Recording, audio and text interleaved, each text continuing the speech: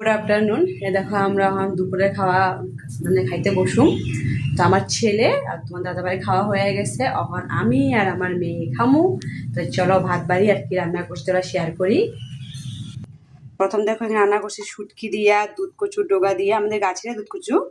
তো প্রায় সময় সকালে কিছু খাবার না থাকলে মানে আইনা বানাই নি, আর খুব টেস্টি লাগে।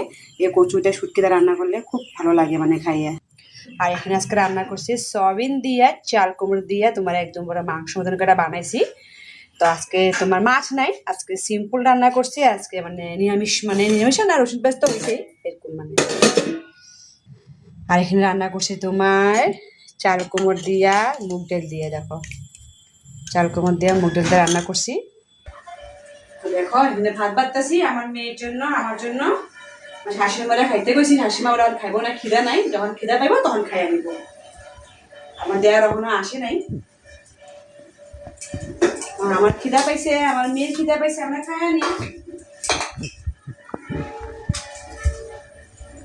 তুমি দুপুরে কি রান্না করছো কমেন্টে কইবা।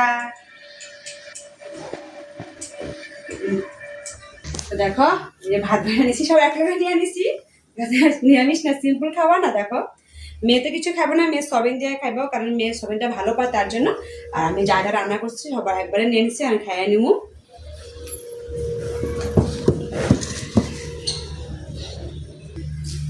তো দেখো খাইতে বইয়া গেলাম, সব একলগে লাবড়া খিচুড়ি মাখতাছি। তোমরা কে এরকম একলগে মাইখা খাও কমেন্টে কইবা। তো আমি তো প্রায় সময় সিম্পল রান্না করলে যে আমি সব একলগে মাইখা নিই।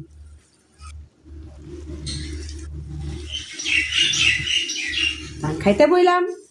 তো কিরকম লাগে আমার ভিডিওগুলো কমেন্টে কইবা, ভালো লাগলে লাইক কমেন্ট শেয়ার এবং ফলো করে দিবা।